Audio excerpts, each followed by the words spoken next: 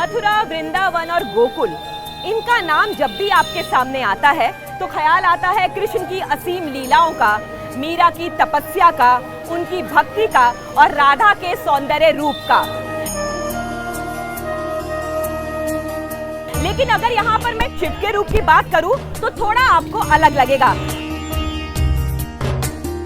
नारायण से ऐसा प्यार था भोलेनाथ को कि वो रास रचाने के लिए आ गए और जानते उन्होंने 16 श्रृंगार किए और वो श्रृंगार गोपियों से लेकर किया और फिर क्या, वो कहलाए गोपेश्वर।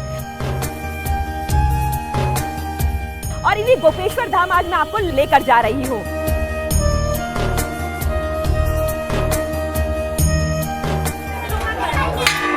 नमस्कार, मैं रमा माया सोलंकी आपको आध्यात्म उजाला की इस यात्रा में लेकर चलूंगी गोपेश्वर मंदिर, जहां साक्षात भोलेनाथ तो बैठे हैं लेकिन गोपी के रूप में। यही था नारायण के लिए प्रेम और यही था नारायण के लिए प्यार। तो शुरुआत करते हैं और एक ऐसे दर्शन आपको कराते हैं जहां भोले भी हैं, राधा भी हैं, नारायण भी हैं, सब कुछ है, क्योंकि शिव को तो पूरे रूप में नारायण के साथ रास रचाना था। चलिए मेरे साथ अमर उजाला की इस खास पेशकश में गोपेश्वर मंदिर। यही वृंदावन की गलियां हैं, बहुत लोग हैं, बहुत भक्त हैं और इसी में से आपको मंदिर तक जाना है। आपसे ईश्वर भाव मांगता है, लेकिन इस रूप को देखने के लिए दुनिया से लोग आते हैं, क्योंकि भोलेनाथ का नाम आते ही आपके मन में क्या आता है? एक विशाल काय हस्ती, एक असीम भक्ति जिसको हम मानसरोवर और पहाड़ों में देखते हैं, शिव भक्ति को। लेकिन यहाँ पर वो कितना माधुर्य रूप में आ गए। कृष्ण के साथ रास रचाना था तो उन्होंने सोचा इससे सुंदर रूप नहीं हो सकता। यही तो भक्ति है। हम जब प्रेम करते हैं तो हम इस चीज को महसूस करते हैं। देखिए, मंदिर का बहुत लंबी दीर्घा है और इस दीर्घा का अपना ही एक महत्व है। तो आप को मैं ले चलती हूँ दर्शन कराने। हम प्रसाद भी लेंगे और खासकर वो प्रसाद, वो पंचामृत जो भोले को बहुत पसंद है। माखन दूध की चोरी तो आपने कान्हा के साथ सुनी होगी, लेकिन शिव को भी इस पंचामृत से बहुत प्रेम है, तो हम यहाँ से ले रहे हैं। चलिए आगे चलते हैं। आप भीड़ को देख पा रहे होंगे। इस अमर उजाला विशेष की खास यात्रा में जो हमारा कार्यक्रम है आध्यात्म उजाला, हम आपको बिल्कुल साक्षात दर्शन कराएंगे। यात्रा करिए हमारे साथ। अगर आप दूर से बैठ कर के इस वीडियो को देख रहे हैं तो आपको अंदाजा होगा कि आप भी यात्रा कर रहे हैं। तो करते रहिए यात्रा और फिर जो दर्शन होंगे उसकी एक अद्भुत अनुभूति होगी। ये है गोपेश्वर मंदिर। अब ईश्वर का मार्ग है, इतना सहज सरल तो होगा नहीं, थोड़ी परीक्षाएं तो आपकी भोलेनाथ भी लेंगे। तो मैं आ चुकी हूँ गोपेश्वर मंदिर और यहाँ पर अगर आप सामने से जाते हैं, आप चलिए मेरे साथ, ये यात्रा आपके साथ है। अमर उजाला की खास यात्रा है आपके साथ। आप आएंगे तो अन्नपूर्णा माँ का मंदिर मिलेगा आपको। जब रसोइयों में हमारी माँ बहनें सब खाना बनाते हैं तो हम पहला नमन किसको करते हैं? अन्नपूर्णा माँ को। चलिए सबसे पहले हम आपको भोलेनाथ के दर्शन कराते हैं। अब आप आ चुके हैं इस यात्रा में, आप सबका बहुत बहुत अभिनंदन है। और देखिए, भोलेनाथ आए, उनकी कितनी आस थी यहाँ पर कि उनको जाना था। आप देखिए धीरे धीरे करके। अब आप मेरे साथ चलते चलिए इस भक्ति की यात्रा में। ये भीड़ है यहाँ, सोमवार हो, मंगलवार हो, कोई भी वार हो, लेकिन कृष्ण के साथ लीला के इस रूप में मिलने के लिए आते हैं गोपेश्वर मंदिर। अब हम पहुंच चुके हैं गोपेश्वर मंदिर। आप यहाँ पर देखेंगे ये भक्तों की भीड़ है और इस रूप का दर्शन करना ये बहुत सौभाग्य की बात है। तो सबसे पहले तो हम यहाँ पर देखेंगे बाबा के इस सुंदर रूप को। हम जब शिव का नाम लेते हैं तो जटाधारी, डमरूधारी, नाग अपने गले में लिए हुए, ये त्रिशूल लिए हुए एक भव्य रूप दिखता है। लेकिन इनकी खास बात पता है क्या है? ये गोपी रूप में है, राधा रूप में है, स्त्री रूप में है, 16 श्रृंगार करेंगे जैसे जैसे दिन चढ़ेगा। तो आप देखिए, दर्शन है। सबसे पहले नमन। आप मेरी यात्रा में मेरे साथ हैं और इस यात्रा में कुछ खास लोग जुड़ेंगे जो हमें बताएंगे विधि विधान क्या होता है। घर में हम कैसे भी याद करते, भोले हैं क्षमा कर देंगे, लेकिन आप यहाँ जानिए कि केवल कैलाशों पे नहीं विराजते भोले। भोले वृंदावन की नगरी में आए क्योंकि उन्हें कृष्ण के साथ करना था रास।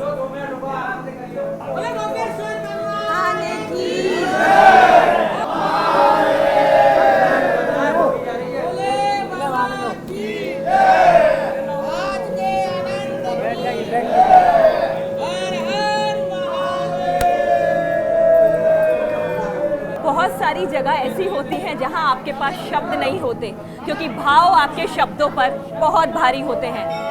ये जो दर्शन आप और हम कर पा रहे हैं, ये दर्शन बहुत खास है। दिख रही है भीड़, भक्तों की भीड़ है, सब चाहते हैं उनको कान्हा रूप में शिव मिल जाए। हर हर महादेव बोलते रहिए, दर्शन करते रहिए। हमारे साथ खास लोग हैं जो पूजा अर्चना कर रहे हैं। आगे हम आपको किस्सा भी सुनाएंगे, कहानी भी सुनाएंगे कि गोपेश्वर कैसे बने, क्या था उनका नारायण के लिए प्रेम, ये भी किस्सा हम आपको सुनाएंगे। पंचामृत स्नानं समर्पयामि श्रीमन् गोपीश्वराय नमः। हरि ओम गणानां गणपतिगुं भवामहे प्रियानां भवामहे निधीनां निधिपतिगुं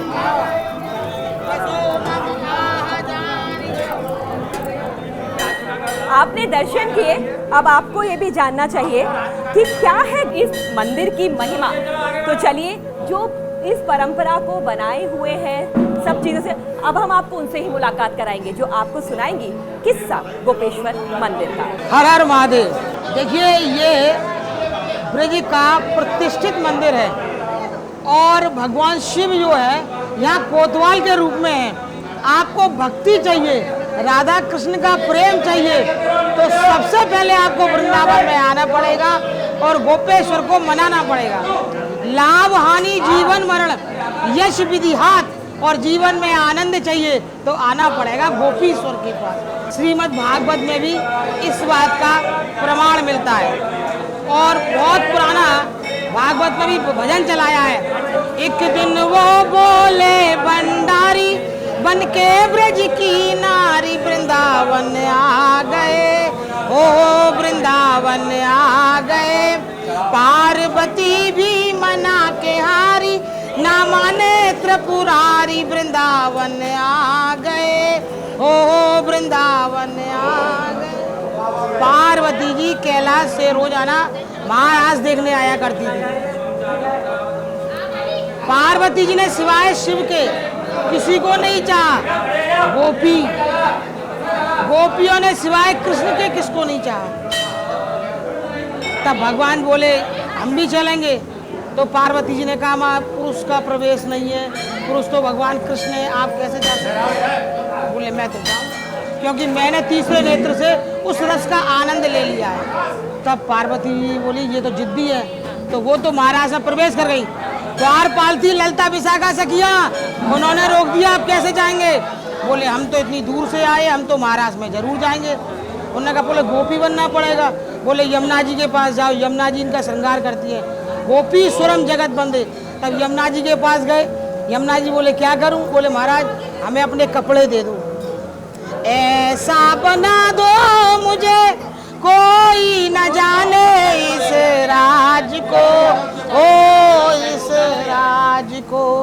मैं हूँ सहेली तेरी, ऐसा बताना ब्रजराज को, ओ ब्रजराज को। लगा के बिंदिया पहन के साड़ी, चाल चले मत वाली वृंदावन आ गए, ओ वृंदावन आ गए। भगवान शिव यहाँ आए और यमुना जी में जब उन्होंने गोपी भाव से स्नान किया तो यमुना जी ने कहा प्रभु आप यहाँ कैसे आ गए। तो उन्होंने कहा हमें महाराज में प्रवेश दिलाइए, क्योंकि आप ही राधा रानी का श्रृंगार करती है तो हमें आप दिला सकती है। उन्होंने कहा प्रभु मैं कैसे ले जाऊँ। बोले कह देना हमारी फ्रेंड आई है, जैसे आप मेरे पास आई हैं। तब उन्होंने कहा मेरी फ्रेंड आई है, आप बोल देना घूंघट मार के महाराज में चले जाओ। ये घूंघट मार के महाराज में प्रवेश कर गए। सर्प बोले भगवान हम तो वैसे ही बुरे हैं, हम आप चल रहे हैं, हम आपका घूंघट पकड़ लेंगे, हमको भी ले चलो, महाराज का आनंद मिल जाएगा। तो सर्पों ने इनका घूंघट पकड़ लिया। महाराज में गए, प्रवेश करे, नाचने लगे, तान से तान मिलाई। भगवान कृष्ण बोले ऐसी कौन सी गोपी आई जिसने मुझे तान से तान मिलाई, सिवाय शिव के मुझसे कोई तान नहीं मिला सकता। और ये गांव की गवार गोपियां ये क्या जाने तान से तान क्या मिलाते हैं। तो भगवान बोले 16,108 गोपियां हैं, मैं कैसे पहचानूंगा। तो भगवान ने कहा है देखा मोहन ने तो समझ गए वो सारी बात को, ओ सारी बात को, ऐसी बजाई बंसी सुध बुध भूले भोलेनाथ रे, ओ भोलेनाथ रे। खिसक गई जब सर से साड़ी, मुस्काए बन बारी, वृंदावन आ गए, ओहो वृंदावन आ गए। तब भगवान ने देखा कि मेरा गुरु, मेरा इष्ट मेरे लिए गोपी बनकर आया है।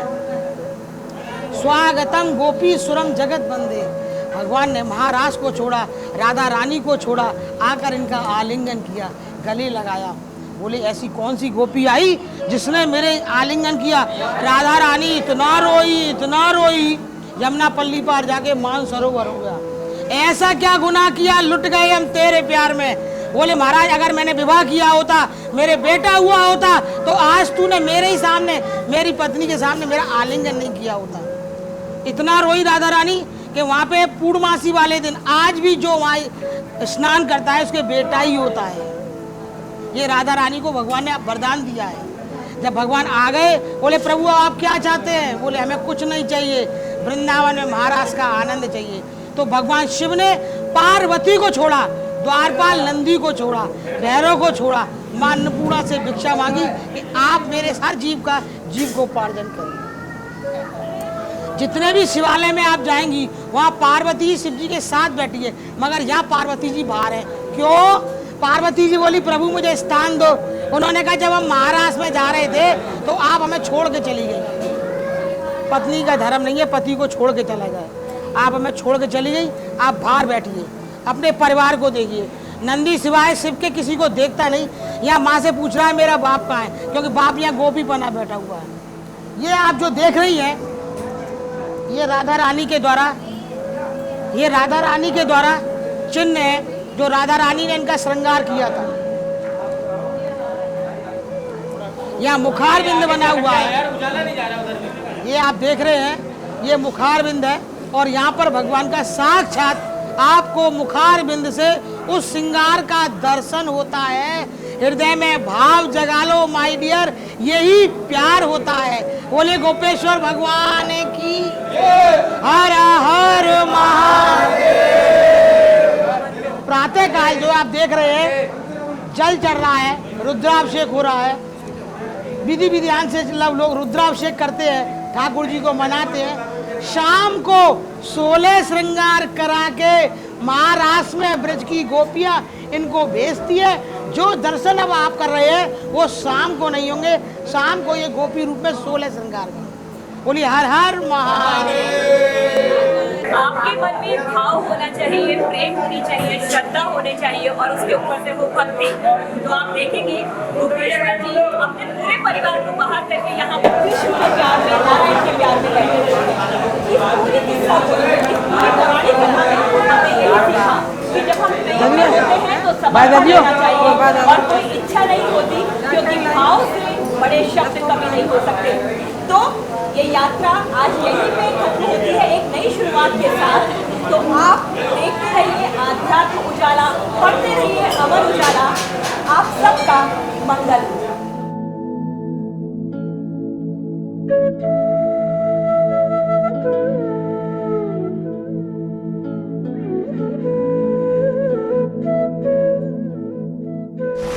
डाउनलोड करें अमर उजाला ऐप और पाएं खबरें लगातार। अगर आप ये वीडियो YouTube पर देख रहे हैं तो हमारे चैनल को सब्सक्राइब करें और बेल आइकन को दबाना ना भूलें। अगर आप Facebook पर ये वीडियो देख रहे हैं तो हमारे पेज को लाइक करें।